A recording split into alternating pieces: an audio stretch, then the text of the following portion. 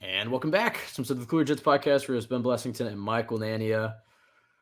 Well, Michael, an infuriating loss last night against the Kansas City Chiefs. Just a real heartbreaker to have the game end like that. But I have to say, we're sitting here Monday afternoon, about to record this post-game pod, and I feel a lot more optimistic about the Jets' chances this season. I would argue I feel better than I have the entire season. I mean, week one, we were so devastated about the Rodgers injury, we couldn't really appreciate their only win of the season. The last 2 weeks have been ugly. The Jets have been playing offense with training wheels on. Zack Wilson looked timid. He looked like he didn't trust himself. The Jets coaches looked like they didn't trust him. It radiated throughout the entire team. The defense kind of looked soft, and you kind of wondered how much of that is just a lack of belief in this offense's chances to put up points and to win games this season. And all the pressure was on Zack Wilson. He knew it. Everybody was waiting for him to get embarrassed on Sunday Night Football, prime time. The Boo Birds are going to come out. We're going to get 50 shots of Taylor Swift in John Mara's box. It was going to be a national embarrassment. We weren't even really looking forward to this opportunity. I mean, they were playing the Sunday night theme, and I was like, we should be enjoying this moment. The first time the Jets have been on Sunday Night Football since 2011. This should feel like such a big game. And yet it kind of felt like we were about to watch a funeral sponsored by Taylor Swift. And yet Zack Wilson, for the first time in his career, rose to the occasion on the biggest stage of his career. I mean, a lot of people, including us, I mean, I think the title of our last podcast was, is this Zack Wilson's last chance? Because it kind of felt like if he goes out there and just gets pantsed and the Jets fall to 1-3 and he just looks lost out there, the Boo Birds on national television, kind of feel like the cries for Trevor Siemian would get loud and maybe Zack Wilson wouldn't even make it to next week. This was a career-defining game for him. And look, I don't want to overstate it because he could turn right back into a pumpkin next week. And he ultimately, his fumble was the last chance the Jets had on offense. So, you know, it feels a little bit like the Bucs game his rookie year where he has this great game. And then right at the end, they have just a mental lapse. And, you know, you don't want it to take away from all the good that he did. So, no doubt there is room to improve here. This is not a Super Bowl, but for the first time, this Jets offense showed signs of life. And I think that's something, Michael. So with all that said, how are you feeling 12-ish hours after Sunday Night Football? Well, like you said, I think going into this game, my expectations were very low and my excitement was pretty low. I remember in the intro leading into the game when Carrie Underwood came on. Like, usually you're supposed to be excited for that, or at least I would think in the first Jets game in a Sunday night game in 10 years, I'd want to, see that, like see the Jets as part of that intro. But I was in the bathroom listening to that, and I just popped right in as soon as the game was started. But I did get in time to watch the 5-minute Taylor Swift montage that we all needed to see. It was absolutely necessary. So Thank God the game was close, dude, because that would have been their through line. They were ready to get totally out of hand. You could tell. Like, by the end when they realized it was close, they're like, we got to get all of our bits in here. They even said, they were like, sorry, Taylor, we have a football game happening here. But that was their way to keep viewers watching this broadcast in case it was the 40-7 game that I think people were expecting.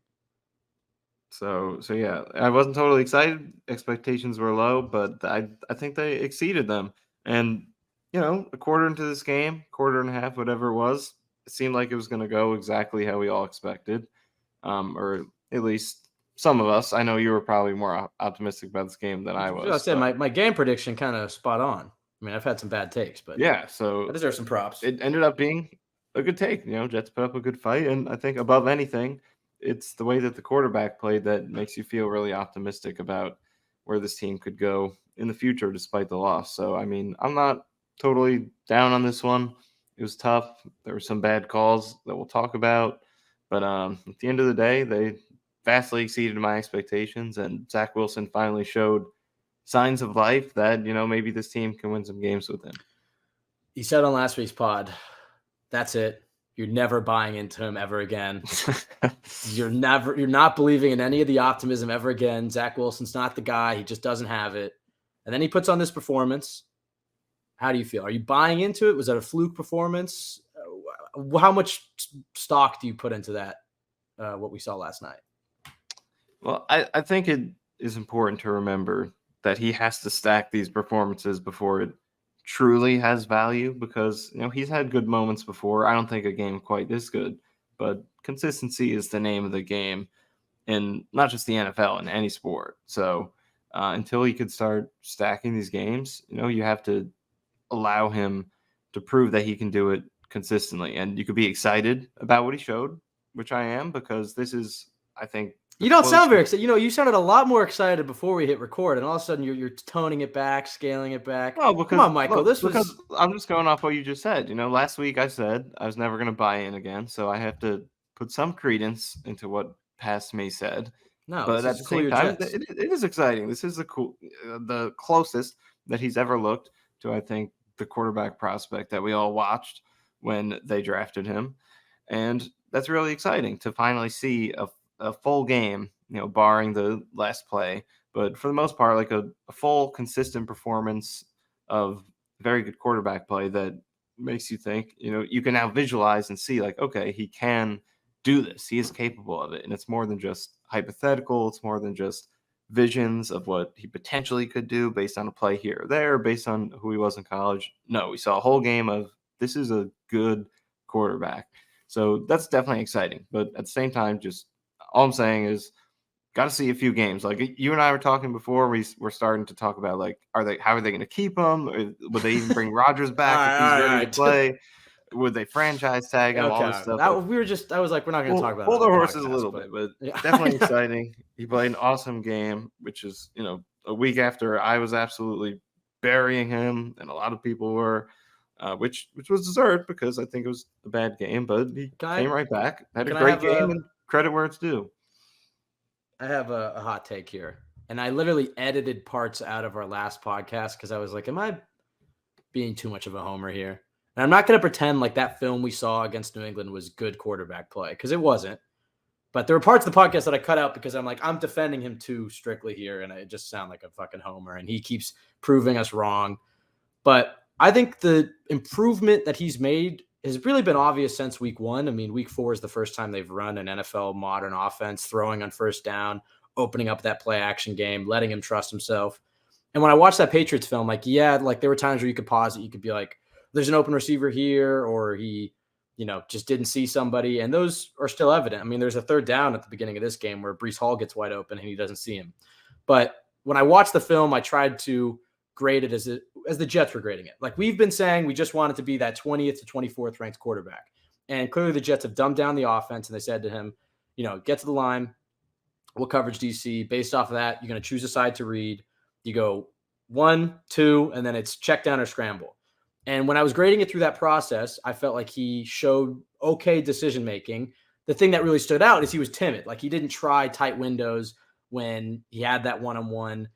If there was a defender in the area, he was too worried about turning the ball over, and he didn't. And so then he gets his check down or scramble. It was a boring game. We said it, and then you're like sarcastically applauding because it's pathetic to be like, well, he didn't turn the ball over, but it is true. He took care of the ball, but he played timid. The offense called a game that lacked confidence, and he played that way. But I did see a guy who was like, all right, his ball placement is a lot better than it was last year, which was really the thing that was concerning. The most concerning thing for me last year is because you could say kind of the same thing of like, they're playing football like it's the 1950s right now, and you're not going to win. And I know you have this great defense and you have a defensive-minded head coach, but if you call NFL games like that, you don't have much of a chance. But then you'd see Zack Wilson get a chance to throw it, and he would miss swing passes. He'd throw slants 5 yards behind guys. I mean, he was just all over the place and clearly mentally a wreck. The one thing that's been consistent through the first 3 games before this one is that his ball placement has been legitimately improved. And you've seen his poise improve, his internal clock has improved. I think last week against New England, he bailed out of the pocket a few times where you didn't want to see it. But overall, I mean, it wasn't a good game. But I watched it, and I even sent this to you, and we were kind of going back and forth. I was like, I'm not as discouraged as I think a lot of people are watching this, because I see if they let him throw, if they get him out of terrible situations and throwing out of 3rd and 9 every single game, and they can open up that play action attack, you look at your face, you're not buying this at all. I felt like, and I said it, that you're going to see the best Zack Wilson that we've seen on Sunday. I said, I think he's going to have his best game. The Jets are going to lose a surprisingly close game, and we're going to look back on this. I don't know if I said this part of the podcast, but I definitely texted it to you, being like, we're going to look back on this game and be like, damn, they really could have won that. They blew too many opportunities. And the only way they're going to win is if the defense was perfect. I got to say, spot on that. not to pat myself on the back and be cocky because, hey, we need it right now. I've gotten a lot of shit for being positive on Zack Wilson. But like you said, he deserves criticism that he's gotten. But do you agree with me that it's like, I think that through the first 4 weeks, we have seen a legitimately better Zack Wilson. The biggest difference with this game is they called a modern NFL offense. They played with confidence, and Zack Wilson got a chance to shine. Or am I just buying all the hype and he's going to turn into a pumpkin next week and you're ready for it? Well, I mean, before the New England game, I was buying into that, even despite the fact that the production wasn't there yet. I do think, like we talked about, those first 2 games, you saw better poise in the pocket, better ball placement overall, and consistency with the accuracy. I think we saw those things the first 2 games, and I was ready to see what he could do with better surroundings because Buffalo, he was thrown in there unexpectedly. Dallas was terrible pass protection, run game, game script, all that stuff. We did like the Dallas film though.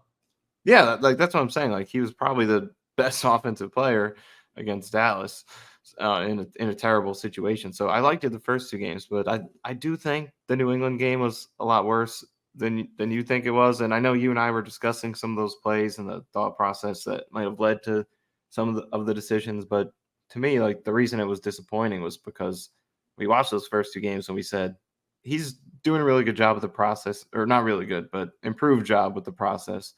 Let's see what he can do once the surroundings are better. And then New England, I think they were, despite not great play calling, he had good pass protection and people were open and there were just too many missed. So I am not prepared yet to retroactively go back and say the New England game wasn't really bad. I still think it was, but we can say that and still say the Kansas City game was his best game. And hopefully he can maintain that going forward. But I will say that, even including the New England game, if you look at the whole 4-game body of work and the preseason, there are a lot of positive trends that, carry over into the Kansas City game that weren't just shown in that game, but we have seen throughout.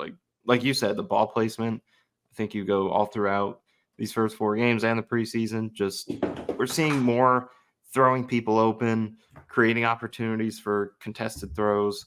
We're seeing way fewer missed layups, way fewer. I think he's pretty much erased that issue. I mean, very easy throws being missed. We're not seeing that much at all. Not to say his accuracy is amazing at this in this game it was, but overall still got to see it more consistently. But the missed layups are pretty much gone. And then in this game, you saw him go back to what we saw against Dallas, where he was stepping up. He had a good feel for the pressure. He's confident.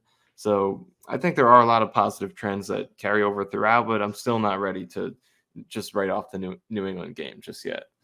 One of the criticisms you gave last week, which was a fair criticism, was that he hasn't had any signature games really. And it's tough because I so wish he could have had a chance to win it. I don't know if he would have, but if he was able to, we'll get into the penalty shit later, but if they got that interception or whatever, and he had a chance to win it, and he did, undoubtedly the signature game of Zack Wilson's career.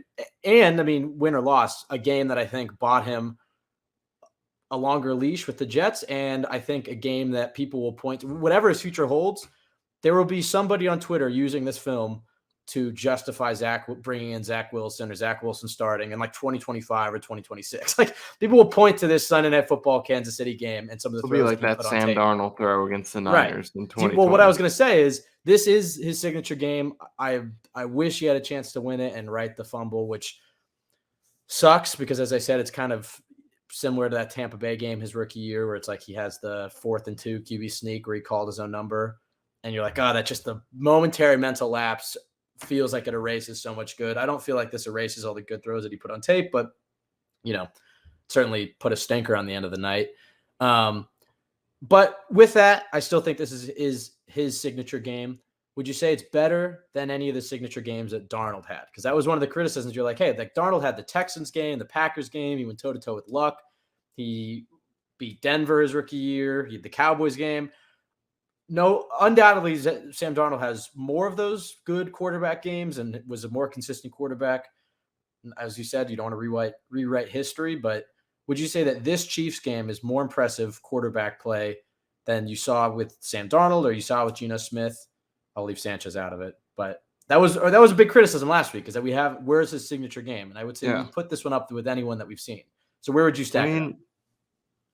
It's right up there. It's hard to say if it's better because like Darnold did have some really good games, whether it was a Cowboys game, Texans, Packers. There were some great performances in there, but this is definitely up there. And obviously, we would like to see, because I think another game you would put up there for Zack is that Tampa Bay game in his rookie year, and we'd like to see a performance where he chains it together for the entire game and can finish it off at the end. Because Tampa Bay game, there was the 4th and 1 debacle going for the end zone, and that allowed the Bucs to come back and win that game. Which, granted, that was a complete defensive collapse. It was a calculated gamble. The Jets should have won that game anyway. But regardless, you had that little asterisk at the end, and then in this game, you kind of had the same thing. So it would be nice, and Darnold, some of those games he lost as well, like the Texans and Packers. But it would be nice to see him have a game where he plays like this and is able to stamp it with the win. But regardless, he played his heart out and was carrying the team for the majority of the game. So I think this is up there because of the quality of the throws he was making. That's what really impressed me in this game. It wasn't like, the circumstances, they supported him well, but it's not like he's profiting off wide open throws and yak and stuff like that. Like, he was absolutely dealing with some of the throws he was making, tight windows, throwing people open, which is something that he was great at BYU, but we haven't seen much of in the league. He was doing that, creating throws under pressure. BYU Zack. Yeah, exactly. The first time, maybe? The first time you'd say, like, that's BYU Zack Wilson. Outside of a couple Titans game throws, which overall that was a kind of inconsistent game. Outside of that, this is the first full game of, like, there's the guy we saw at BYU. And it was in the biggest stage possible, because that was the other criticism of him that we've had is like, all right, at BYU, he's kind of a one-year wonder. I mean, he had some success his first 2 years, but for the most part, the reason he was a second overall pick is because of that last year with no fans in the stands going up against not really Coastal Carolina and some other, what were some of the teams that he played at BYU? I mean, we have like San Diego. I'm trying to think of like kind of the irrelevant teams that I was watching. UTSA. Did he play Troy? Yeah, he played I don't know, whatever. But anyways, minimal competition. And one of the big criticisms we've had of him is like the mental side of things. Like, he seems nervous. By the way, if we sound like we're celebrating a Super Bowl here, it's just because we've been waiting for a performance like Zack Wilson like this for his third season. So I understand that he might look like shit next week. The Jets will be 1-4. And we can all laugh at this later. But for this week, 1-3, Rodgers going out after 4 plays. We're going to soak this in, even though it's a loss. It's a moral victory, which won't mean much in 7 days. But let's just enjoy this for now. It was the biggest stage of his career. We've wondered how he can deal with the pressure of being in New York and getting booed and being a clutch player. And that last one we still need to see because he didn't win this game. But everybody knew how big of a game this was for him, and he rose to the occasion. And so that checks a big box. This wasn't a 1 p.m. game against the Texans or something where you're like, all right, here we go. Zack Wilson getting it together. I mean, this was Sunday Night Football against the defending champs. I think he was getting booed after the first series, like lightly booed. The boos were simmering. The boos were coming if he didn't put it together. And I got to say, he rose to the occasion. Like you said, he made a number of NFL tight window throws. He's really worked on that back shoulder. He had a nice one against Dallas to Garrett that I was like, oh, geez, where was that? And we saw a number of them. And the thing that really stands out too, when you look at that BYU film, because I, like many, was watching his BYU highlights this week to be like, where the fuck did that guy go? And there's a few similarities in what the Jets did in this game to what he was working for him at BYU. And the number one thing, and we talked about this when he got drafted, was he was able to play basketball out there with some big receivers who could go get those jump balls that he had confidence in, that if he threw it up, they could go bring it down. Allen Lazard deserves a ton of credit for this game. I think I wrote down a bunch of guys who were studs. I think the only dud I had was Dalvin Cook. We'll get into him later. But Allen Lazard played lights out in this game. And you could see that he's really developed chemistry with Zack Wilson. And the play that's most evident is that deep ball, which I'm going to be honest, I don't think was a terrific throw from Zack. You've seen the All-22 on it. I haven't. The NFL Plus doesn't have it yet. But just the route that he ran, the adjustment he made, there was a number of times that Lazard is turning into his safety valve. And he threw the back shoulder to him. He threw the back shoulder to all three of his tight ends. I mean, that's a throw that he's really improved on. And it's like big-bodied receivers. He played with confidence. They called the game with confidence. They opened up the play action game, which only works when you throw on first down and you get a lighter box, and then you can go play action on shorter distances. So, and sorry, the last thing is, and maybe you could, if you want to jump off here, the offensive line. He finally had an offensive line that he seemed like he trusted. That Tippmann, Becton, AVT combo is doing wonders for him right now. Because I thought they looked good last week, and he bailed on a few pockets where you wouldn't want him to. But this week he had time. He had the big body receivers. They were calling the game confidently. And they opened up the play action game, and bang, you see BYU Zack. So what do you kind of make of this? I know we're kind of going on a tangent here, but maybe start with the O-line and then some of the other things that jumped out about Zack Wilson, and then we'll get into some of the other guys because 47 other players did play for the Jets. Well, I think the O-line thing is a huge point going forward because you look through the first two games and Buffalo was shaky. Dallas was a disaster.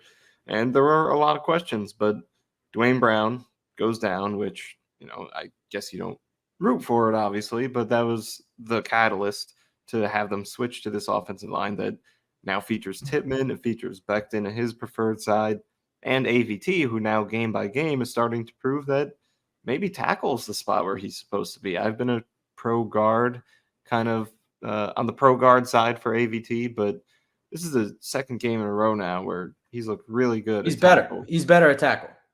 He doesn't look like a tackle because of those short arms, but in this outside zone offense, you get him out in space and low man wins. I mean, his run blocking is better. His pass blocking is better out there. I'm firmly in the AVT at tackle boat. Yeah, and especially Tippmann's looked really good at guard, and that's kind of like he's especially been good at like stunts and picking up blitzes and things like that.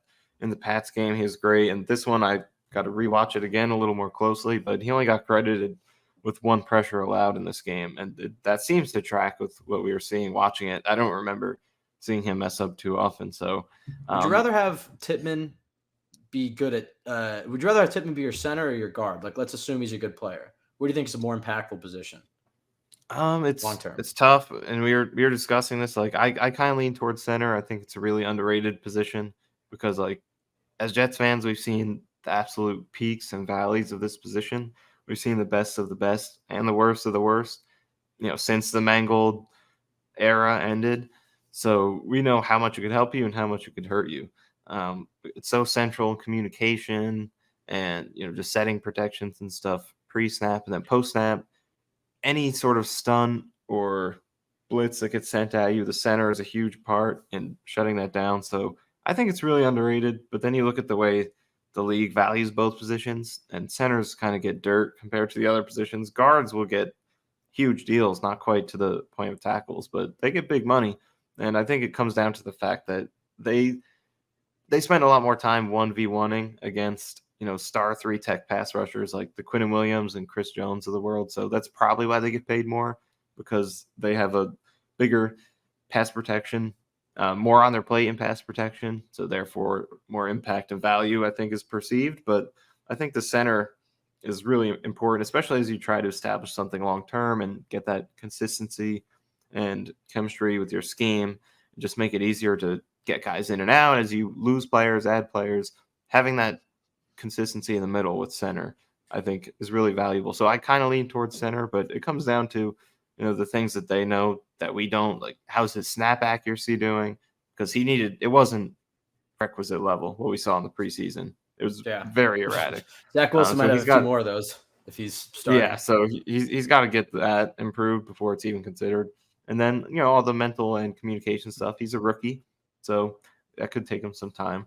But I kind of lean towards center, but I do get the guard argument. But yeah, he had another great game, it appeared.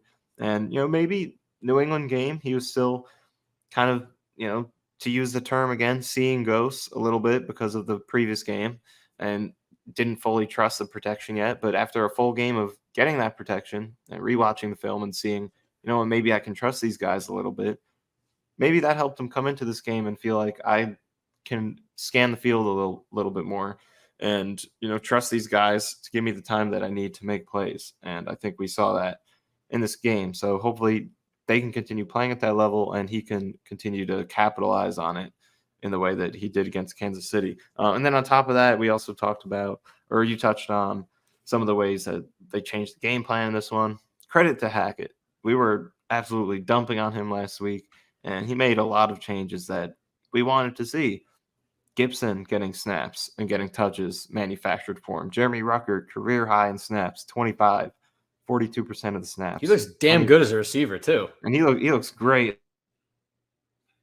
I mean, that throw that he made back shoulder going on the, I think it was a wheel route. I forget exactly, but vertical throw, back shoulder, very smooth. For a second, I didn't know that it was Rucker for a second. I thought it was Conklin because he looks so smooth. But then I saw the number, and I was like, wow. Like, he looks ready to play. Are you going to shout out your guy?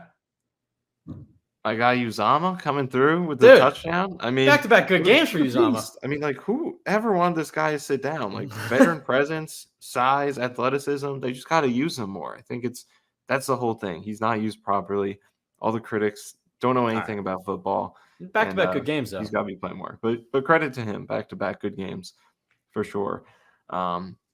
So, yeah, I like the changes Hackett made. Still no Hardman, which is a little curious. Got a little bit. I think he's their Garrett Wilson replacement if Wilson goes down. But he doesn't really seem like their slot option. It seems like it goes Cobb, then Gibson in the slot. But it really seemed like, I think in this game, not that they did get a positive game script in this one, considering they were down 17-0, but they did stick with it.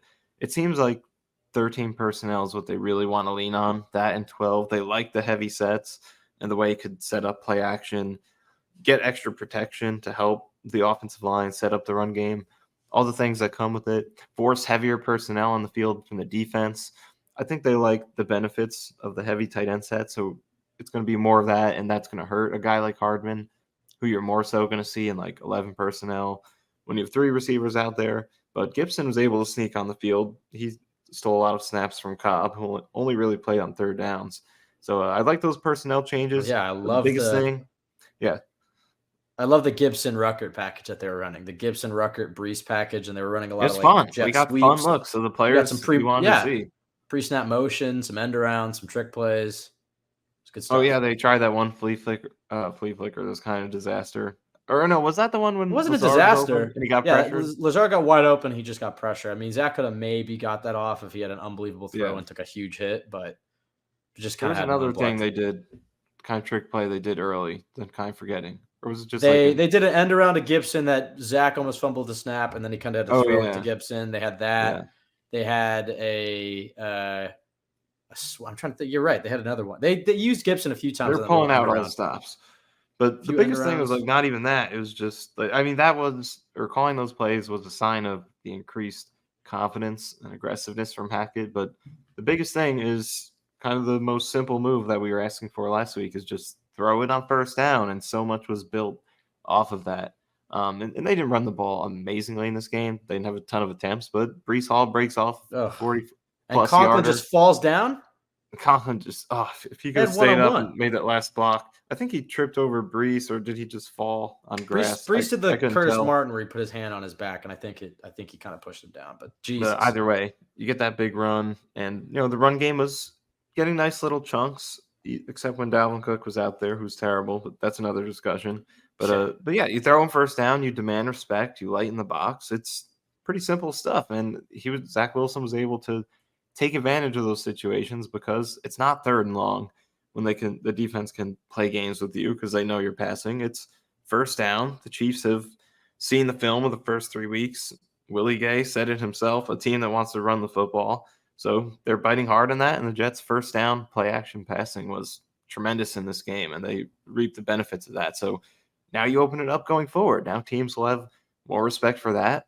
As you go into Denver next week, you could start to run the ball, establish that on first down, and then start to work some shots off of that on second, third, and short. So the whole thing's starting to open it up now that Hackett was willing to throw on first down.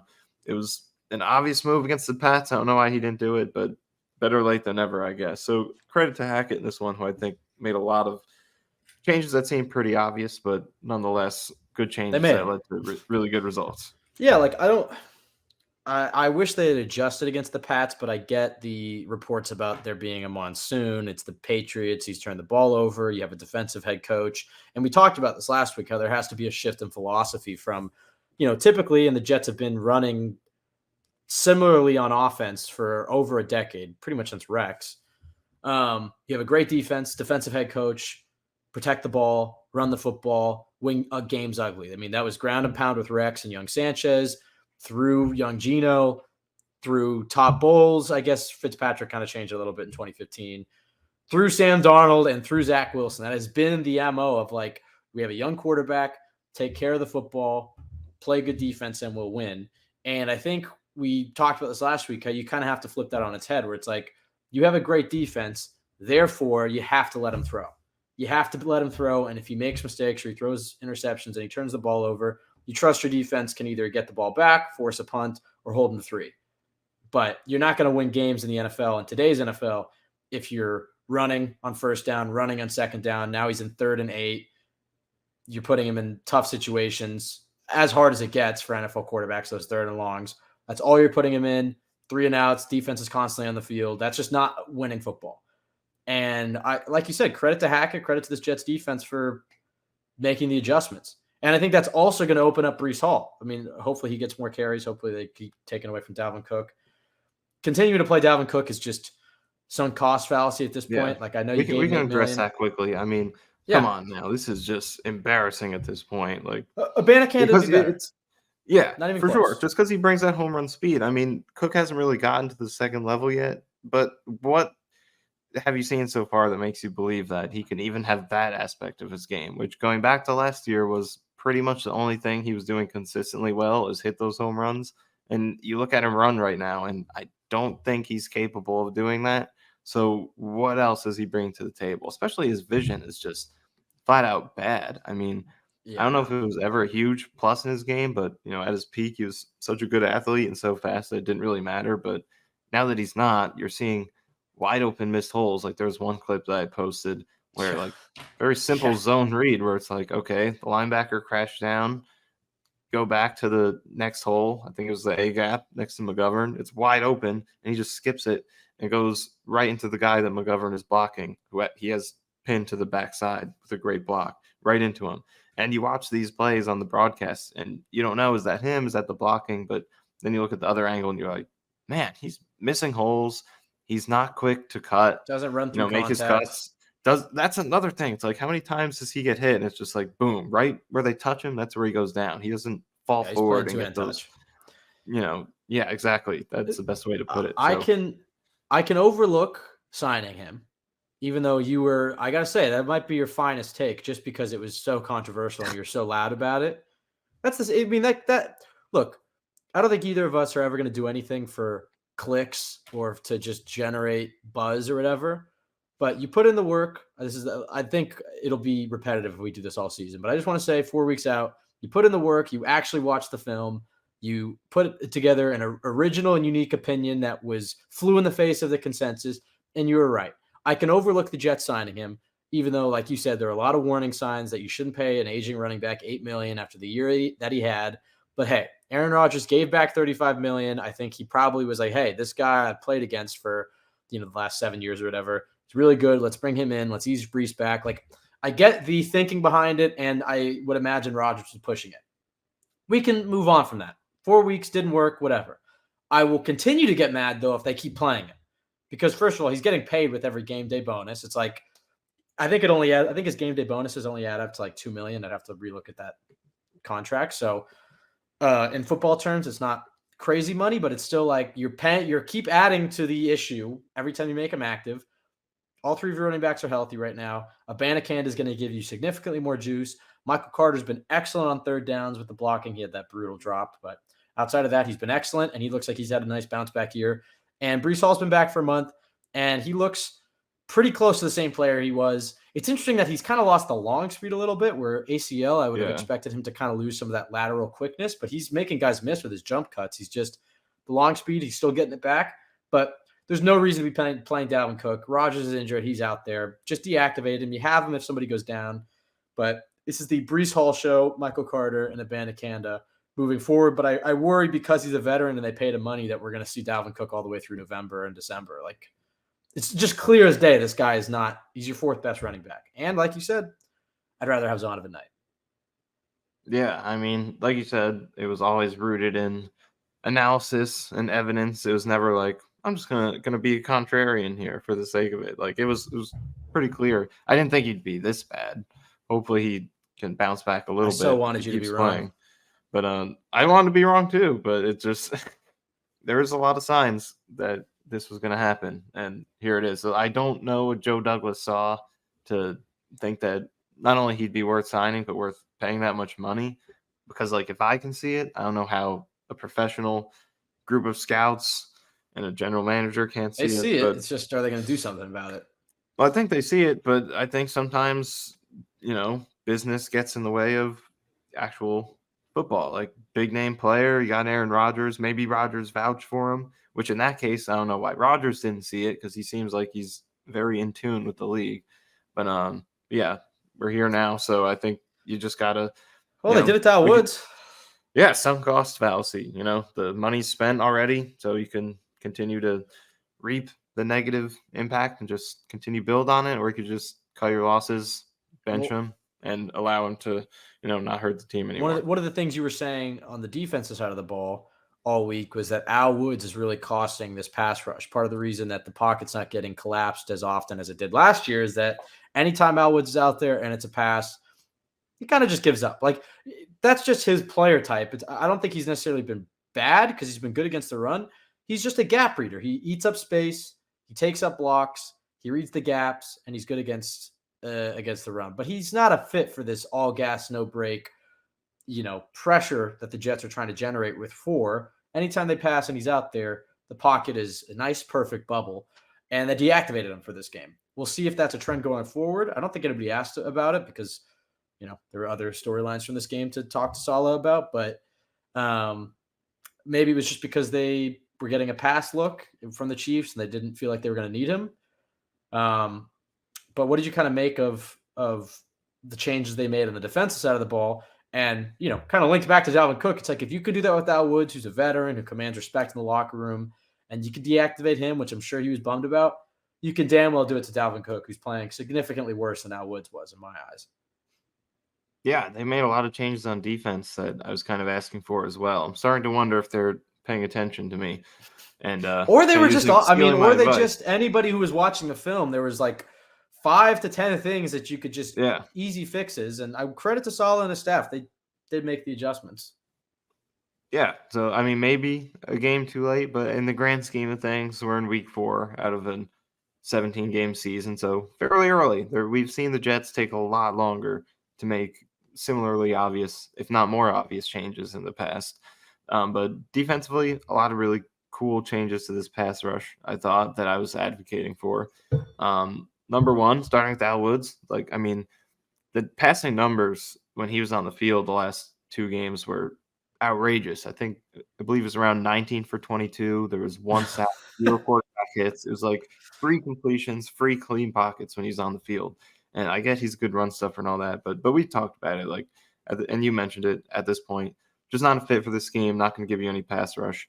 I don't think there's a place for him because unless you're only playing him on goal line or 3rd and 1, he's going to be out there for a lot of passing plays, and teams are just going to pass the ball on that unit with him on the field, and they're going to reap the benefits from that. So I like that change, and we'll see going forward. Maybe he plays against teams that aren't as pass heavy, but I would kind of be okay with just leaving him out at this point. But Bryce Huff in this game, he got a pretty big snap boost. He played 9% of the snaps. That's the most he's played. Extend Bryce Huff. And he played 7 snaps against the run, which is almost half of what he played all of last year. He played 16. So he was playing on early downs is what that tells you. They're willing to accept some Bryce Huff against the run to get him more pass rush snaps. He's not that bad against the run. That's what I keep, last 2 games, he made really good tackles against the run against Dallas and New England. So I've seen Lawson, I've seen Clemens, I've seen McDonald all get pushed inside over aggressively and a big runs happen. I don't think we've seen that on Bryce Huff's side so far this year. Right. So, like, even if you don't think he's ever going to be the greatest run defender, I don't think he's so bad to the point where it's like, just get that guy out of here in the run game. We can't deal with that. Like, he's competent enough, at least, to where you could say, all right, have a few first down snaps a game, have 10 more first down snaps a game. You'll have to face 5 more runs. We're okay with that to get you 5 more pass rush opportunities. And in this game, you saw why that's so valuable because he rushed the passer 18 times in this game. He had 7 pressures. So almost half the time, if he's on the field rushing the quarterback, he's creating pressure, which is absolutely absurd. So this was his season high in pressures, season high in pressure rate, and it comes in a game where they upped his snap count. So great to see him respond to that increase in playing time, and he made so many big plays that weren't sacks. He had the safety, which probably would have been a strip sack if not for the penalty that caused it. And then he had multiple other pressures that led to interceptions or incompletions. So huge game for him. And then Jermaine Johnson also went down in this game. He had a season low. Still played a lot, but that's something else I wanted them to do. Got him down, which I think was a good move. So they made some good moves for this pass rush, which had mixed results. Wasn't there were a lot of clean pockets from Mahomes in this game, but ultimately I think the thought process here was good. Yeah, Johnson's a fantastic player against the run, but he's still developing as a pass rusher. Like I think Will McDonald is already a better. Well, maybe it's too early to say. I was going to say I think Will McDonald is already a better pass rusher than Jermaine Johnson is. I will say, like, Will's been kind of slow to start. Like, I want to see that play where it's like, how many snaps here, has he had? You should be playing this guy, but this game he had 12. He had. I will say he's had no pressures though. I'm trying to remember what he did something against the Pats where I thought that was a good rep. I thought he definitely drew a hold in this matchup. There was one play in particular where I think it was on like the first or second drive where they put him out there, blatant hold, and I see the flag, and I think I'd already tweeted like Will McDonald's going to draw a ton of holding penalties this year, just because when you have a guy with that bend and that flexibility and that's athleticism, he's going to draw flags. I tweeted that out, and then all of a sudden I think it was like defensive holding on Jermaine Johnson or whatever, and I was insane, but whatever.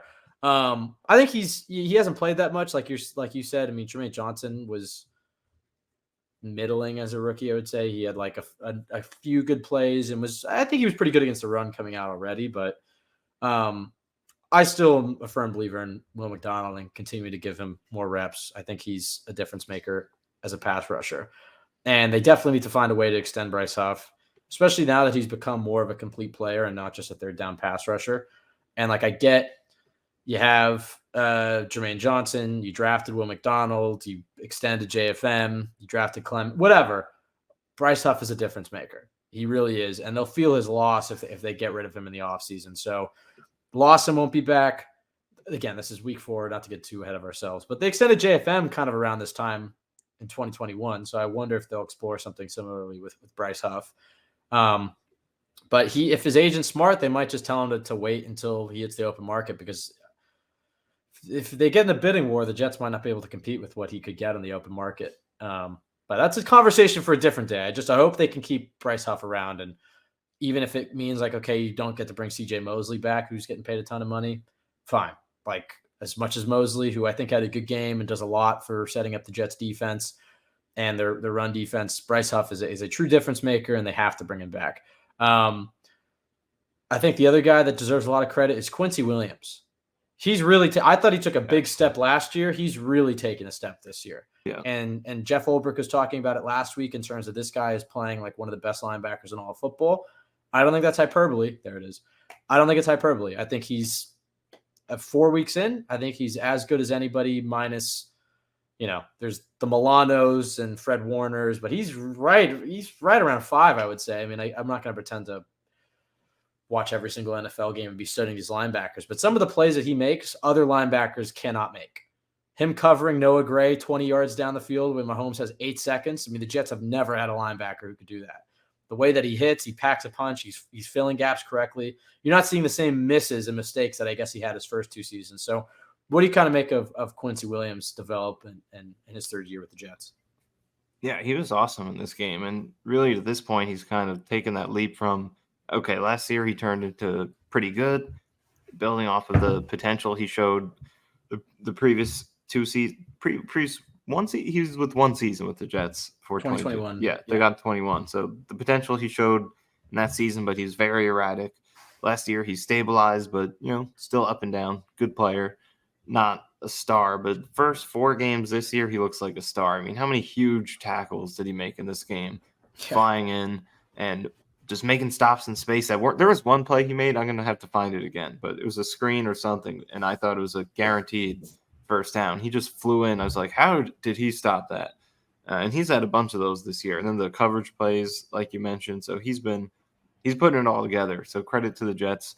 And the linebacker development, we talked about it since day one with Saleh and Ulbrich, that it's something they believe they can do because they both have that track record in the past as linebackers coaches. And they've done it with Quincy Williams, which isn't the guy we thought it was going to be with, because they come in and they draft those 2 developmental linebackers with Sherwood and Hamza. Developmental safeties turning into linebackers. Safety to linebackers in the inaugural draft while they were here.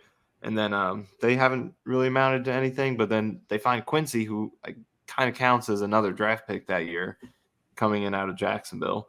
Was a high draft pick, but didn't pan out. Jaguars gave up on him a little early, and the Jets saw someone they could build up, a moldable piece of clay, and they're patient, and they're really reaping the benefits right now. So I'm all the credit to them, because he's a guy who, maybe there are some things they're listening to me right now and it's going pretty well, but he's a guy who, if they listened to me, probably would have got rid of after 2021. So credit to them for having faith. Yeah, I guess you were kind of a Quincy Williams hater early on. I credit you for I'm a hater. Never a hater. I don't hate anyone. Strong critic. Yeah, strong critic. All right, here's some other guys that I think deserve some shout outs on defense, some unheralded guys. Jordan Whitehead, another guy who's had a real bounce back here. I think it's only been 4 games. I know he's missed some plays the last 2 weeks or whatever, but he kind of strikes me as like Sheldon Rankins his first year with the Jets in 2021. He was just bad, especially against the run. 2022, he had great year and earns himself a big contract. Jordan Whitehead, they still have him for next year. But last year, I really was not impressed with Whitehead. And this year, he's flying around making plays. And I don't know if that's just because it's the second year in the system or whatever it is. Maybe we'll see how he goes throughout an entire season. But I think Whitehead's been really good. Yeah, I mean, the first game is obviously the highlight. Yeah. I think for the most part, he's done a better job this year. Some missed tackles the last few games. You can clean that up a little bit. But, yeah, I think he's had an improved season, because coming to the Jets, he was a pretty solid safety. That's what we expected him to be coming out of Tampa Bay. He was a, arguably top 10 or so box safety with the Bucs. I think that's what you were looking at with his production. And he got a nice contract that kind of justified that. But first season, very erratic, a lot of missed tackles, coverage mistakes. But he's gotten closer to being the player he was in Tampa Bay. So he's another guy who stepped up. Another guy who I think deserves credit in this game, who might not get it. I think Sauce in this game quietly had a really, really good game, and not in like a flashy sort of way with pass breakups or anything. But the Jets played a lot more man coverage in this game than they usually do. And you could see Sauce did draw some of those Kelsey matchups one-on-one. Sometimes he'd play some of the receivers one-on-one, but he was clamping down the whole game, and it led to so good against tight ends. Yeah, he's got the length to do it. So, that's most corners have the quickness, obviously, to stick with tight ends, but the disadvantage is the lack of size. But then you have a guy like Sauce who's 6'3" with the length that he has, so he can match up with that length, and he still has the quickness to stick with them. So, great matchup player, and the Jets, I think, took advantage of that in this game. He finished the game with just 2 catches allowed, 14 yards, and that's on 39 snaps in coverage. So obviously a ridiculous holding penalty at the end, but he's been, I think, receiving too much criticism this year, because last year the thing that made him so exciting was how many big game-winning plays he was making, big pass breakups and stuff, and those haven't been there this year. And I would say he has played slightly below the level he was at last year, but what good cornerbacks do is they just stay quiet and they don't give up big plays. And that's not what Sauce has been doing this year. Very few big plays to speak of in his direction. So it hasn't been as flashy as last year, but I think overall consistency has been similarly good in terms of just handling his assignments. Yeah, I like seeing a lot more man coverage looks from the Jets. I didn't know exactly what we were going to get because last year, I think in the past, we've seen teams really go man heavy against the Chiefs and have some success, but last year they seemed to figure it out. This year, and this is all from our game preview, this year, the Lions and Jags did a nice job against this offense, played a ton of zone. And so I was like, oh, the Jets like their zone coverage. But then you think about it, it's like these Jets corners are definitely better than these Chiefs receivers. And the best Chiefs receiver is Travis Kelce. And you have a guy in Sauce Gardner who I think can really lock up those bigger receivers or tight ends. And so I like seeing a lot more man coverage from this. I like them getting out of some of their tendencies. And they certainly have the ability to do that anytime they go up against juggernauts like Philly in 2 weeks with A.J. Brown and Devontae Smith. And we'll see exactly what they do. Maybe zone coverage because you have a running quarterback makes more sense there. But they have the horses in the secondary to match up with anybody's receivers. And especially when you have the clear advantage like this, I think they did a lot of good things. I think the coaches deserve a lot of credit for this game. Let's talk about some negatives because I feel like I'm being so positive and like most hyped we've been all season. It's like, all right, they lost. They did lose. They did lose a game, and it was a real heartbreaker. I guess to get us going on the negatives, can we talk about some of these bullshit penalties? And Yes. every time we talk about the refs of this podcast, we preface it with like we don't want to talk about the refs. It's kind of cliche to be like, oh, the refs were terrible in this game, and then we'll go on to just berate all the referees. This one on a national stage with 31 other fan bases watching, everybody saw what the Jets saw.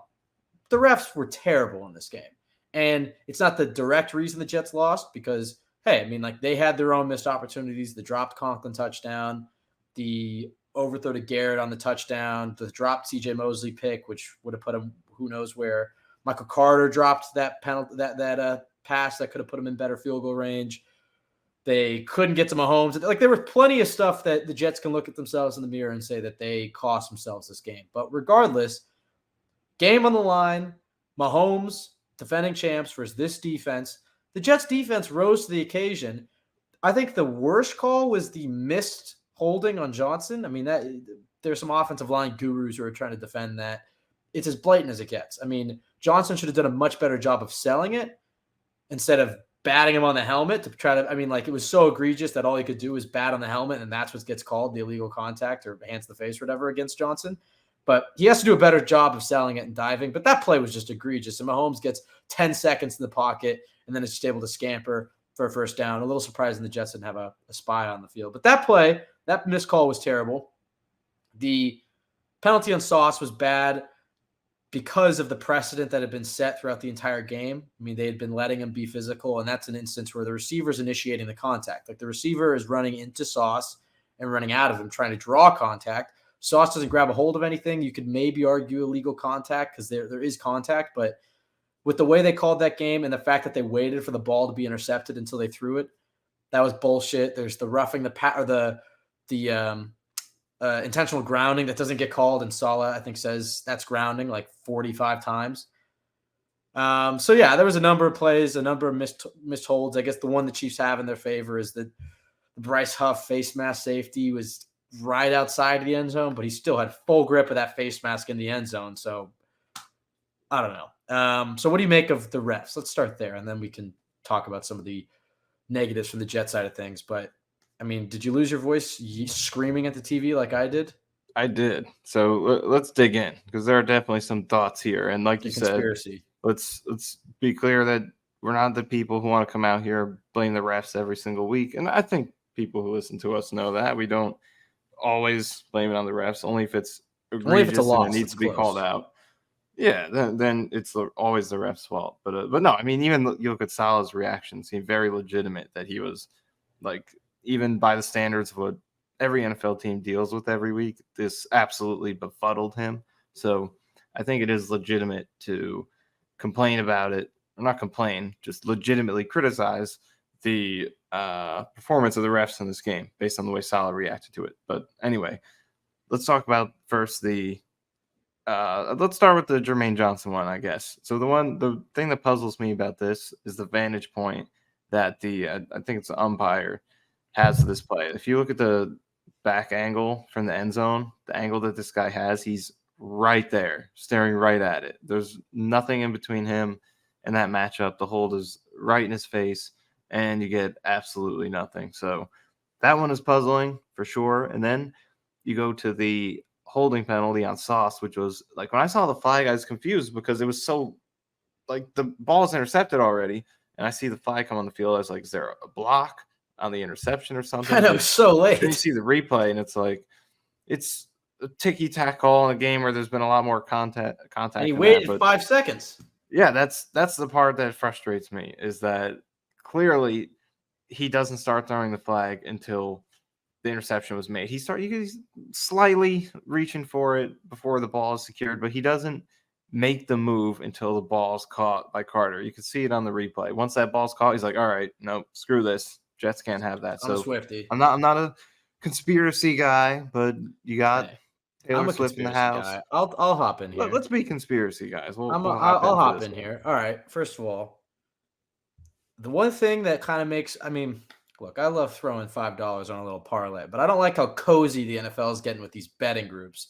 And I'm not saying that it had anything to do with it. The fact that the spread was 9.5 and the Chiefs were up 3, and if they score a touchdown, they cover the spread.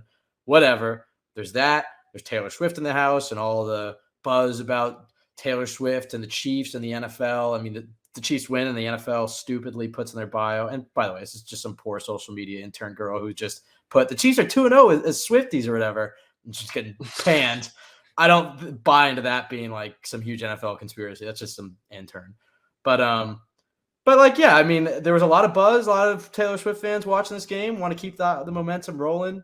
And it's like, no, we want to give the Chiefs a chance to have, the Travis Kelce touchdown, cover the spread, Chiefs win, Taylor Swift celebrating in the box. I mean, that's what the NFL wanted. The NFL did not want the Jets to steal this game.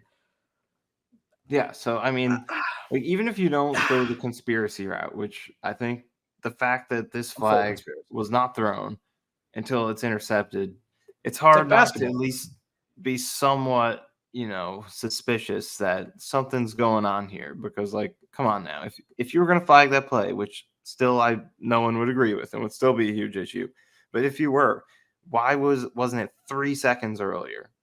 Because it's way after the alleged hold. It's basketball. And he double clutches it. It's almost like he waits for Carter to turn around. He's like, oh, he picked it. Wait, hold on. Did he catch it? Yeah, that's a pick. If you get fouled and you're driving for a layup and you're playing pickup, you better call that when the ball is still in the air. But if you wait to see if you miss and the team gets the rebound and starts running down the court, you're like, no, that was actually a foul. Well, yeah, we see that sometimes in the NBA where it's like a guy will miss a shot, then the ref is like, oh, he must have been fouled, and then they'll call it. And that's, this is a different situation. But again, it's like if you're penalizing the hold, flag the hold, not the result of the play. It's almost like they're so shocked that Mahomes would throw 3 interceptions, not Zack Wilson, in a Sunday night game. So there had to have been a penalty to cause that. But anyway, that's the conspiracy aspect of it. Maybe it's like, let's keep this game interesting, or let's let the Mahomes story or Kelce story keep going, because this is the biggest thing the NFL's got going for. You got a new demographic and all that, whatever. So that's a conspiracy, which, again, I won't totally write off just because of the timing of this flag throw. It was very, very suspicious. But even outside of that, if you just want to say it's an honest mistake, it still highlights one of the big issues with officiating in this league, is that this is a game-altering decision to throw that flag, and it gets no critique whatsoever. It's just, he throws a flag, it's a flag, despite the fact that anyone could watch it and see that it's questionable. There's no conversation with the other officials. Or, I mean, sometimes they'll discuss it and pick it up if it's egregious, but that's very rare. So there's no conversation. There's no replay. There's no input from the people in the booth or in New York looking in the officiating station or wherever you call it. Like, there's nothing extra. It's just a split-second decision from a guy who's probably like 60 years old. If we just have our NBC official who just gobbled the Chiefs all night as our TV analyst. Like, that's just the problem I have. Like, these decisions that are so enormous shouldn't come down to a split-second decision from a guy who doesn't even have the best vantage point of the play. I know he's right there, but you can't see everything. Like, we have 30 camera angles to see what Sauce is doing with every finger, every single inch that he could possibly be doing something with. We can see it all, but we're going to rely on this guy who's 20 yards away from the play, and he's going to make a split-second decision, yes or no.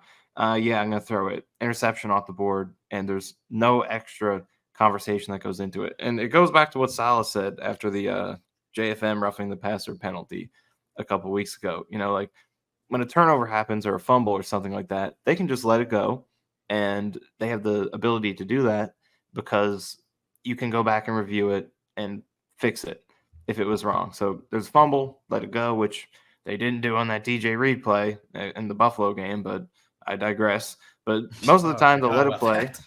They'll let it play, and you could put it back because you have that benefit of replay. With penalties, though, it's just all right. I think it's a penalty. It's a penalty, and there's nothing else that goes into it. So You I should think be able to. Sorry.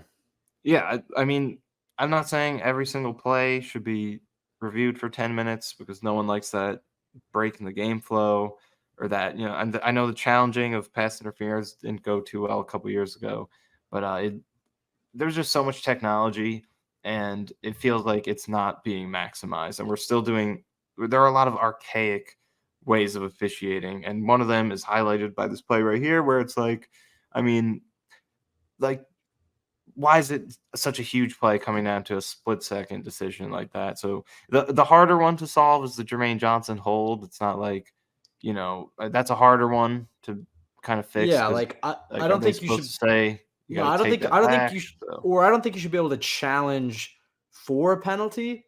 But if a penalty is thrown, why shouldn't you be able to challenge it and look at the replay and see if the especially because that penalty was causes a committed? delay, right? Right, and like if Because you want to make it like okay, only penalties under 2 minutes or whatever, but it's like why is that challenge any different than like you said a fumble or is he in bounds or anything? It's a game altering play, and you want to see if it occurred. And I don't know if it would have changed things. I mean, I think as a Jets fan, I look at that and I say, come on, that's not defense. It clearly wasn't holding. You could maybe make an argument for illegal contact. I don't know if that's different in terms of is it only 5 yards versus spot foul. I don't know if it makes a difference, but whatever. Uh, Either way, I think it's like if there's a penalty called, you should be able to challenge it, and it has to be irrefutable evidence, but it should be able to get overturned. I guess the fear with that is like you said, are we going to be holding up games, challenging all the times? Are they going to throw more penalties because there's kind of that mindset of like, well, if I throw this flag, they can challenge it and reverse it.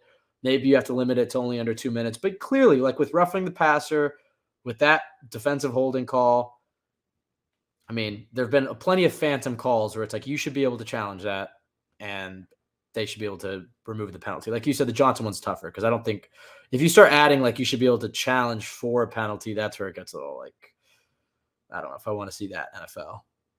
But anyway, any other? Oh, we're going to get to some bad things from the Jets. So we just focused on the refs the whole time. We talked about Dalvin Cook.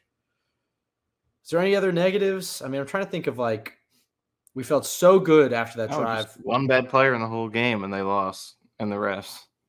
Pretty much. I mean, I think you got to look to the defense because I know it's the Chiefs, and they ended up holding them to 23, although it was inches away from 30. But it was good overall, but it did feel like the run defense is what concerned me in this game because if the Chiefs are going to throw the ball on you, they're going to throw the ball on you, but they actually limited that pretty well. But the reason the Chiefs were able to get out to that early lead and then put their stamp on the game at the end, outside of the penalties, was the run game.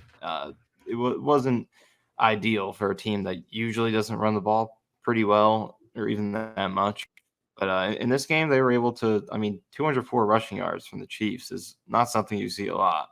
So the run defense in this game was concerning. And, maybe that goes back to some of the pass rush changes that we talked about. I haven't rewatched it yet, so I still would like to see what led to some of it. And also a lot of that came on, a hold with Patrick Mahomes scrambling. There's also another one where I think it was the first Pacheco touchdown where I saw someone else post a clip. I didn't even realize this. Yeah. I think Donovan Smith, what did he grab Sherwood's leg while he was on the ground? Like Gator rolled him. It was like so clear. It was the same thing that Tippmann got called for last week against the Pats. Like we were on the ground and you just kind of grab onto the legs. Yeah. So maybe some illegitimate rushing yards on here. That's for sure. But still there. I think there was a lot of early down 5-6 yards, put them ahead of the chains. Kind of hurt the pass rush a little bit. Couldn't get as many of those ideal 3rd and longs. So the run defense is probably what you point to first. And again, want to rewatch it some more, but it could go back to some of those pro pass rush changes. More Bryce Huff early down, Al Wood's not in there. Taking away So the it could be part of explosives. that, but got to watch it.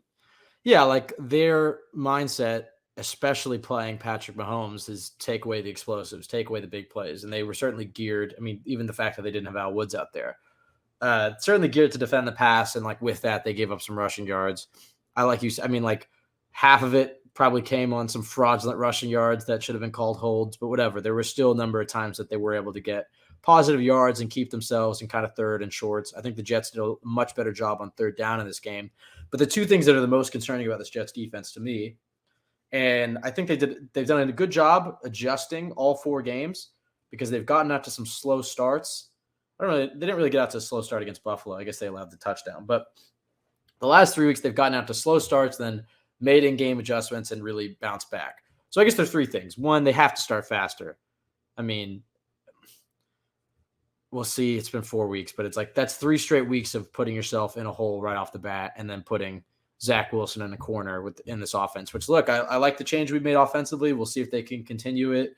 And if he's slinging it around, maybe it's not a big deal to have to throw early, but ideally you'd like to be playing with the lead here with Zack Wilson. And so the slow starts, but more specifically, the 2 things that really jump out are the missed tackles, which again, hey, early in the season, I don't know how much live tackling they're able to do in training camp these days. There's no more 2-a-days. They have to limit it with the collective bargaining agreement. Bad tackling throughout the league, but still there are way too many missed tackles on this defense, especially early in games. And I think that was another reason why the Chiefs had success running the football is how many of those yards came after contact.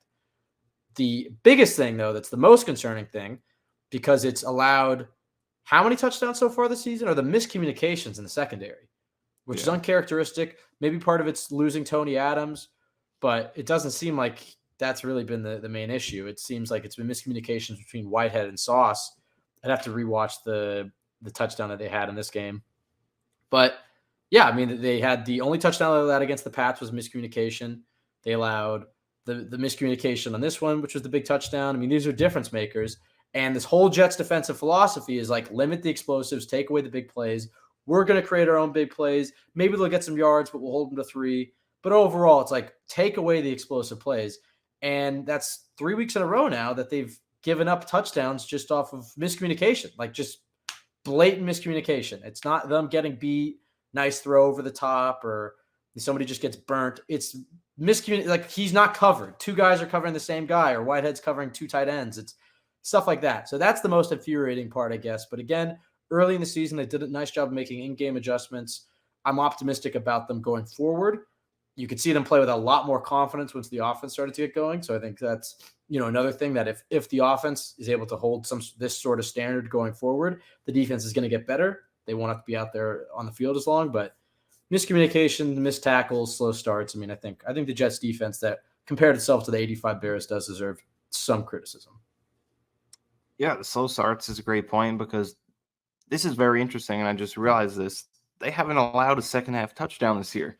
Not a single one through 4 games. All the touchdowns. So is that good coaching or bad coaching? I guess you can look at it both ways. Good adjustments, bad preparation. It's like, which one do you value more? Like, I remember with Adam Gase, he always had the best game scripts of all time, and they would open up pretty well, but then the other 12 drives of the game was pretty awful. Early game does favor offense, I would say.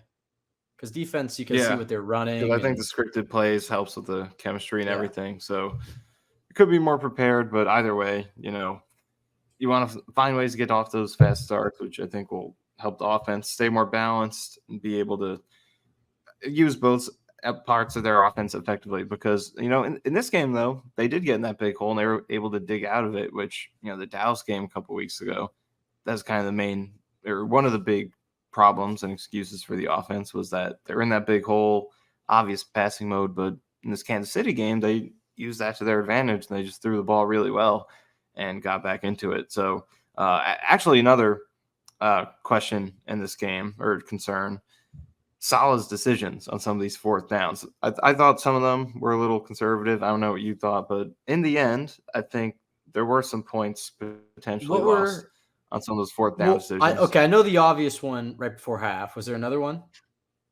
I think there was a 4th down. The first field goal they kicked maybe. There was a 4th one at the beginning of the game, but they were on their own 40, I think, and they punted. That might have been it. Yeah. I think But I remember either way, that. the big one, though, was the Zerline missed field goal at the All end right, of the can I say something second that's quarter. So maybe what are your thoughts on controversial? that? And then I'll go ahead and put mine in. There's two ways to look at this. I went back and forth because him missing the field goal makes it very obvious, but that's the wrong decision. But when you look at it as like they're down 8 points, they get the ball after half, so they get the chance to lap them, as Salah said.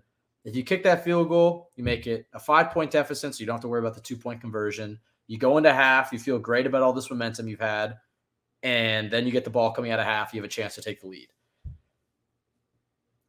The thing that's making me hesitate is like that was, this is the Chiefs. This is the most high-powered offense, and like you said, they didn't actually allow a second-half touchdown. So with that in mind, I think it is the right call. It was the difference in the game was those 3 points, although I guess the Chiefs could have scored on that last drive. But I don't hate it. Like when it first happened and he missed it, I was like, God dang it, that was a play not to lose call in a game where you have nothing to lose. You have to go for it. But at the end of the day, even if they get that first down, I think they had 1 timeout, 2 timeouts, and 30 seconds, and they would have been at the 40-yard line, 38, what was it, like 35-yard line, something like that. So maybe Zack Wilson in those next 5 plays is able to get them to score. Certainly he was on that night. It's also possible Zack Wilson turns it over, or they don't get it, and then they're just kicking a field goal again. That was in Zerline's range, gives them a chance to cut that to 5 points, and they get the ball after half. I think it was the right call. He missed it, so it's easy to second guess it, but I think in that situation, again, I think they do it. I don't think it was the right call, and I was saying that before it was attempted, so I'm not being hindsighted. Offense was rolling. I mean, they were on a great drive, started on their own 25. They were getting consistent positive gains, too. It's not like it's just one big play got them there. The offense, really, even going back to the previous drive when they had the touchdown, and they had 2 scoring drives prior to this one. They were just rolling. They were getting positive gains consistently, so I feel like they should have rode the momentum, picked up 1 yard, and the biggest thing is remembering who you're facing. Like, this is a Kansas City team that has proven that it only needs the smallest sliver of time to get something out of it. And, of course, they were able to get the Mosley interception, so they responded well.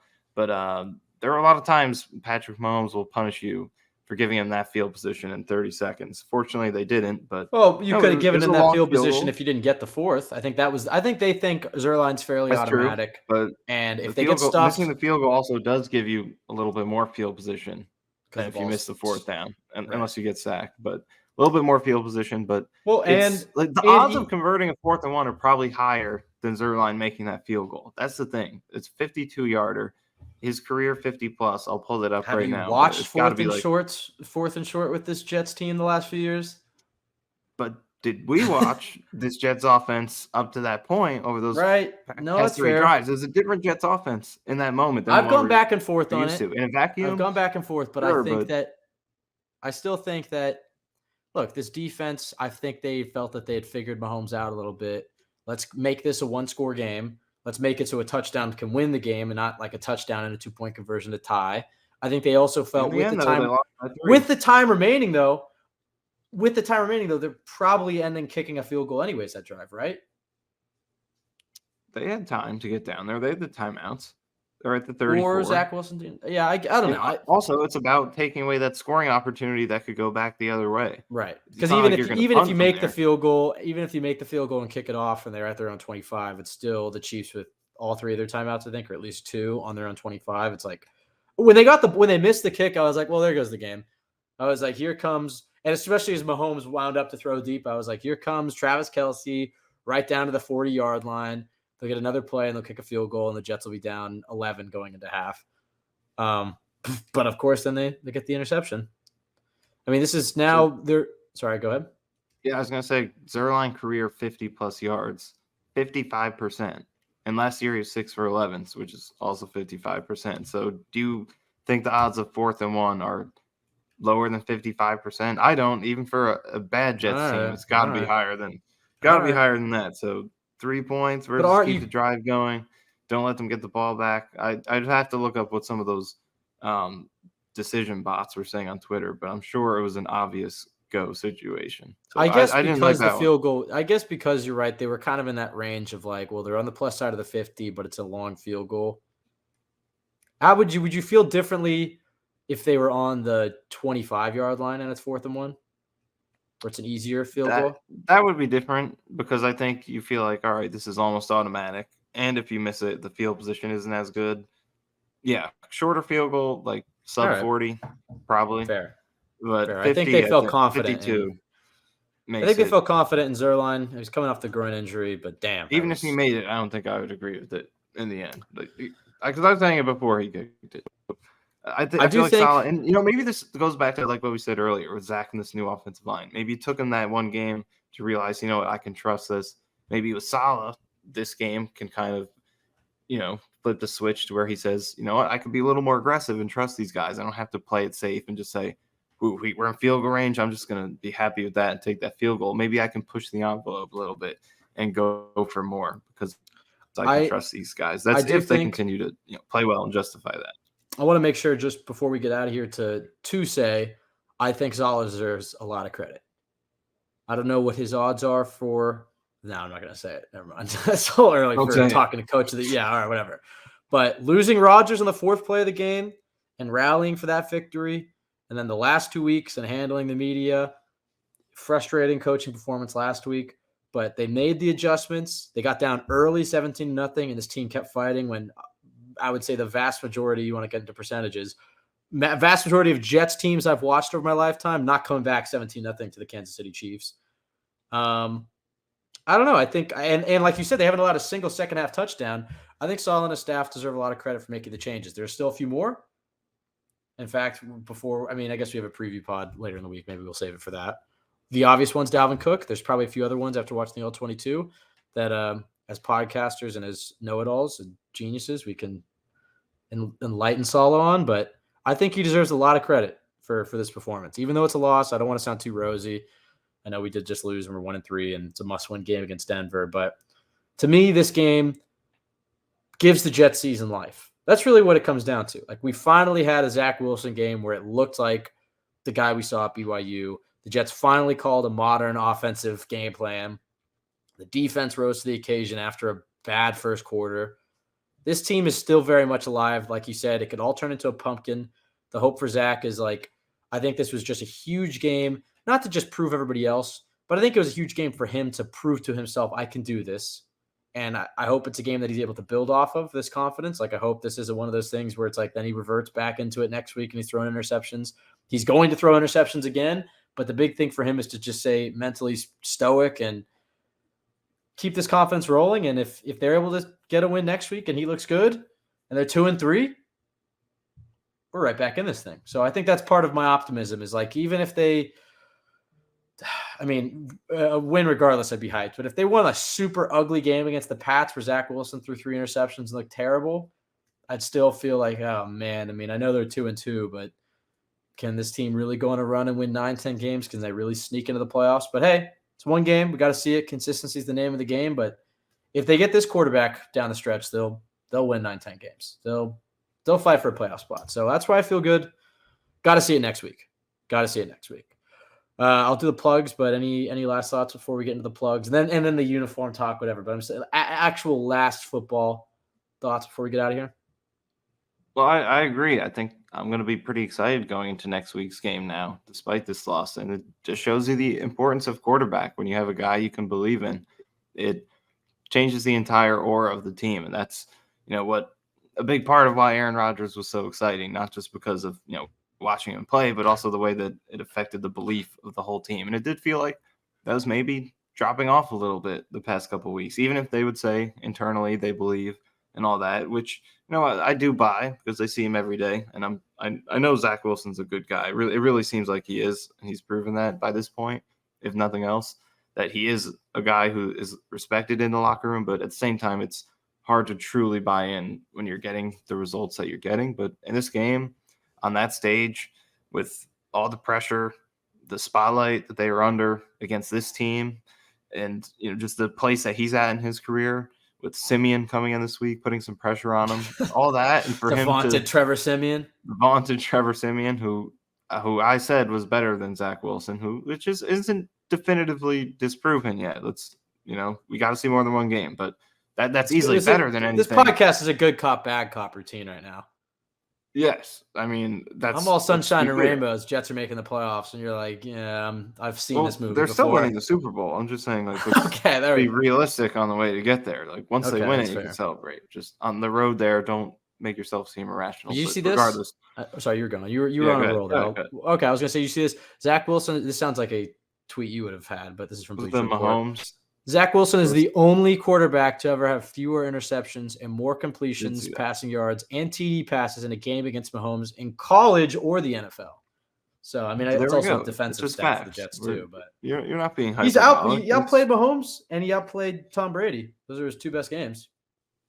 But yeah, I mean, like, Trevor Siemian's not vaunted or anything, but I did feel pretty good saying I was more confident in him than Zack Wilson. And there were reports from Rossini saying unless he goes out there and throws 3 touchdowns, that he's getting benched next week, or the leash is really short. I don't know if I want to listen to Diana Rossini anymore. Yeah. Sorry, this past year has not been good for Diana Rossini, especially like stalking Taylor Swift in this game. Just please, I don't want to hear about her anymore.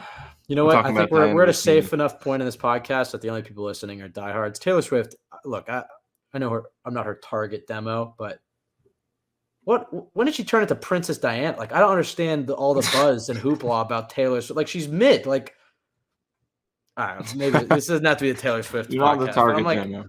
I'm like, what? Why are we acting like the queen? You're is not in though. The house? But I mean, I'd see a lot of people like. In this offseason, when Aaron Rodgers was going to the concert and everything, I've seen some crossover into like more our demographic. I just don't see that appeal. Why is she bigger than her accomplishments and that she appeals to people that are different than myself? But for me, I haven't found the appeal.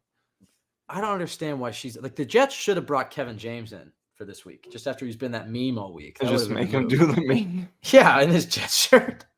He's a Jets fan. That was a missed opportunity. That was a huge miss. I was fully expecting it. I was like, here we go. Totally upstage it. They did get Kendall Roy from Succession on the sidelines. That was nice. Although you text me and you're like, do you have any idea who this is? I had no idea who that is. You got to watch it. It's a good show. Apparently I'm out of the loop. Yeah, stick with it. It's a good show. Good. Yeah, go ahead. Quick thing. I want to finish up what I was saying about Siemian. So we still need to see more than one game to know that Zack Wilson is definitively more consistent, has a higher floor than Siemian offers, because we've seen some low floors from Zack Wilson, but this game is definitely well above anything. This Chiefs game was well above anything that Trevor Siemian is capable of putting out there. So I think Zack bought himself a lot of rope with this game by showing that ceiling.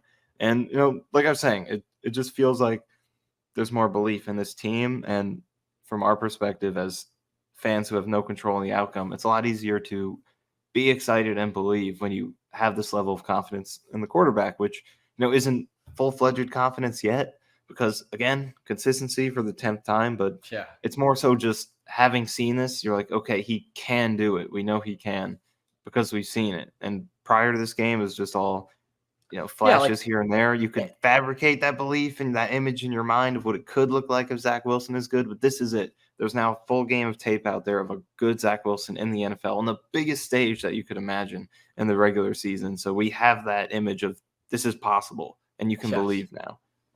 Yes, I know. I mean, on prime time, at home, defending champs. I mean, this was the biggest spot of his career, I would say. Felt like his back was against the wall, and he rose to the occasion. Got to see it consistently week in and week out, but I love the strides we've just seen from his accuracy, his internal clock, his decision-making. There's a lot of footwork, and his ability to get out of sacks and move around is borderline elite. I mean, he is able to extend plays with the best of them. So I'm really encouraged with what we've seen, but he's been so bad up until this point that it's like it's hard to generate that optimism again. But then he puts out that film, and then you watch the amount of just live throws that he has out there that he's just able to just let rip that you just don't see other quarterbacks have. It's just big for him to build his confidence. Like, I know he's beating himself up about the fumble, and it does suck. That's not really a mistake I'm like as worried about, because it's like, all right, he got excited about the pre-snap look. He knew where he was going to go with the ball, and he just took his eyes off the snap. And it's like, all right, that's a dumb mistake. I bummed it happened, but it's not like he threw the game away with a dumb interception that he shouldn't be making. It's like, I don't worry about him making that mistake too often. He hasn't really had fumbling issues or snap issues in his career. So it is what it is. But he hasn't had that full-fledged, I'm spacing on the masterpiece. No. It's like when you say it's something to something, pillar to post. No. What's the whatever? It doesn't wire to wire. Well, thank you. Jeez, there we go. Fried from last night. He hasn't had that wire to wire game yet where they get the win and he's looked like this. But if he can build off this performance, this Jets season is still alive. And the other thing I want to say too, I'm just getting all my Zack Wilson positivity out this week until he sucks next week and all the comments are mean again. I felt this way last year, and I think I said it, and then there's a lot of criticism launched back for defending it, and so then I just let it go, and wasn't a good look. But last year, when Zack Wilson had that little moment with Connor Hughes after the Pats game, Connor Hughes is a major tool. I don't like him.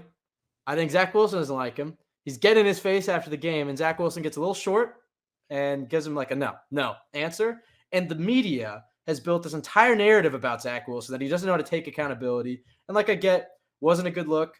I think he had to apologize to the team, whatever. But the fact that became such a huge story, it's like, if you go back and watch press conferences from his rookie year where he's like, I got to be better. Last year before that, I got to be whatever. He has one moment after he clearly knows he played like shit where he's just brushes Connor Hughes off with the no. And then I hear like NBC talking about he doesn't know how to take accountability. It's like they ran with that fucking narrative. And now that he has games like this where he looks just devastated afterwards, in his post game, he's like, I got to be better. I cost the game. People are like, look at this character development from Zack Wilson. And he's grown. It's like, I don't give a shit about what he sounds like to the media. I'm sorry. Like, I get you're in New York and you got to represent the team. And like, I'm glad to see it, I guess. But sorry, it's always bothered me that people run with this narrative that he just doesn't know how to take accountability because of 1 5-second, like getting pissed off with a tool bag reporter. Sorry, maybe I should cut I agree. Criticisms of Connor Hughes. Probably. Well, whatever. Keep going. I don't know if I will. No, I agree. I think for the most part, he's been really, in terms of his leadership and the way people talk about him, the way he's carried himself, has been great. But in general, yeah, I think all media stuff is overrated because it's an obligation that they have to do. They just want to get in and get out as quickly as possible. Who cares what they say? And in that moment, especially last year against New England, wasn't ideal. He shouldn't have done it. But he clearly knew he played like shit. It's like a heated moment after a loss. He's just like not trying to have it and get baited. Like we've talked about this. That's kind of overblown. But yeah, it's another thing which I think is interesting. Like just before we started recording, I was scrolling through Twitter and I kept seeing so many different videos of like these various people around the league, just random people like Micah Parsons, Taylor Lewan, Chris Jones after the game, like backing Zack Wilson. LeBron was having his back yesterday. It seems like this game totally changed the Zack Wilson narrative. Here's what I think. It on his head. I think Zack Wilson comes into the league, pretty boy, number 2 draft pick, comes from Utah. I don't know how many fans he had around the league. I think a lot of people just kind of saw him as this like baby-faced. He looks like the bad guy in a Disney movie. You said he was a baby-faced elf. That was my I did not want the Jets to draft. People forget. I mean, it's not like Fields has been much better, but I changed my tune on Zack. It does help that none of the quarterbacks after Trevor Lawrence have been any good. So it's not like you can criticize. It's like Trey Lance was amazing and the Jets took the wrong. I'm getting off topic. Anyways, I think when he came into the league, babyface, and then he sucks, and it's lol Jets, and then New Yorkers are booing like, look at this fucking kid, he's terrible. I think because he's just gotten shit on for 2 straight years, he has a lot of fans around the league now. I think people around the league are cheering for him because they want to see him stick it to the media. I think players feel bad for him. Like he gets dragged more than any other player in the league because people feel like they can get away with it because lol Jets and he's Zack Wilson and whatever. But from his personal life to his on-field play to getting water bottles thrown at him, I mean, his own fan base is turned on him. I think he has a lot of fans around the league. And I think also if he's any good, I mean, if he's like, I don't want to get ahead of myself, so I won't. But if he's any good, it's the best story in sports. And I also think that New Yorkers respect him a lot more now that he's just got shit on for 2 years. And if he's able to come back through that and turn into something, it's 1 week. Sorry. But let me just dream for a minute here. I think I think he'll have a lot more fans than if he just came in and kind of lit the league on fire as a number 2 pick from Utah. Like it's a great redemption story. People like a redemption story. People like an underdog. I do know people are cheering for Zack Wilson. So all the groaning about the Jets being on prime time, especially after Rodgers gets injured, Jets are good for prime time. They've had the 2 best primetime games, the 2 most watched primetime games. I mean, they broke the Monday Night Football record. They broke the Monday Night Football record, and then it was the most watched since the Super Bowl for NBC. So, maybe Taylor Swift deserves some credit. I honestly don't really buy that as were there that many Swifties tuning in for I 7 did see shots of one her at the tweet press that was box? saying that there was higher female demographic ratings. Just to see her in the fucking press box? I think it was more for Zack Wilson. Let's be honest. I think that's what that came from.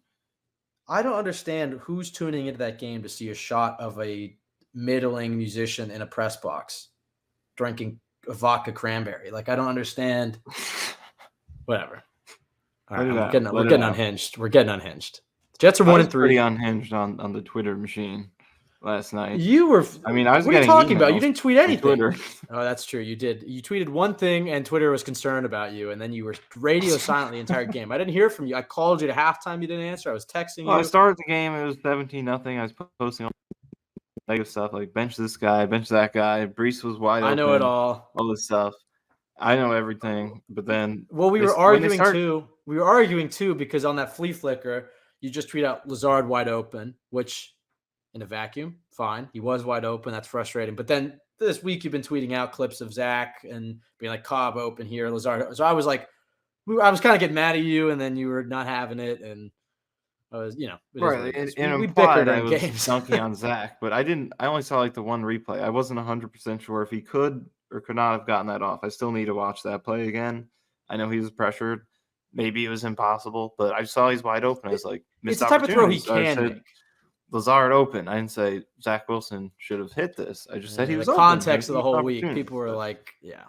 But when a game gets out of hand like that, I'm just sitting on the couch in moping mode. So I'm that's when I started posting a lot because the game doesn't even really hold my attention as much. But then when the game gets good, I'm standing up and I'm jumping. I also use my phone to record reaction videos and stuff. So I can't be posting things because I'm using it to record. So that's why I add those reactions back to the intros. Radio silent. I had some good reactions in this game. I was flipping out that whole middle portion, the whole comeback.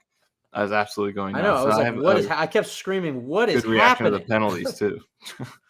It's this is insane. Well, we finally got our signature Zack Wilson game. Now we need to see some wins, and they can build off of this. This Jet season's still alive, so get it. We sound like we're celebrating a loss. Let us have this moral victory. It's been a tough start to the year, but feel good. Must win against Denver. They get that win. Zack Wilson looks good. Super Bowl's back on. So follow us at CYJ Pod on Twitter. Follow Michael_Nania, myself, Ben W. Blessington. Go to jetsxfactor.com. Best place to go for Jets content. Check out some of the other Jets X Factor pods. Subscribe to the Jets X Factor YouTube. Rate, review, subscribe on iTunes. I think that's it. Michael, last thoughts. The throwback uniforms need to be permanent. The debate is over. It's pretty clear. We've seen 2 games now. It's there. If there's anything about this Jets team right now that can be a short conversation, doesn't need a whole lot of debate, it's that. No, clearly that needs to be their permanent set. I'm looking forward to that next year. I think everybody knows that's their best logo and their look. I'm curious to see if they'll just take these uniforms directly and make them the permanent. Do we go back and have a black alternate too? Do they try to modernize it? What's our second helmet? There's a lot to go here, Michael, but we'll wait till the end of the season. The Jets season is still alive. 1-3, must-win game next week against Denver.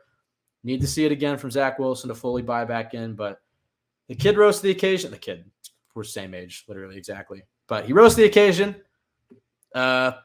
Excited about potential for this season. Need to win next week, but for this week, just enjoy the Zack Wilson highlights. We finally have a game that we can watch where it's all right, that looks like the BYU kid. Now, got to put it together in a win. So with that said, we'll be back on Friday with their preview pod, talking about Denver and Sean Payton. That defense has looked terrible so far, so a good opportunity for the Jets to get back in the win column and for Zack Wilson to have another game that boosts his confidence. So excited about that. We'll be back on Friday. Everybody have a great week. Go Jets.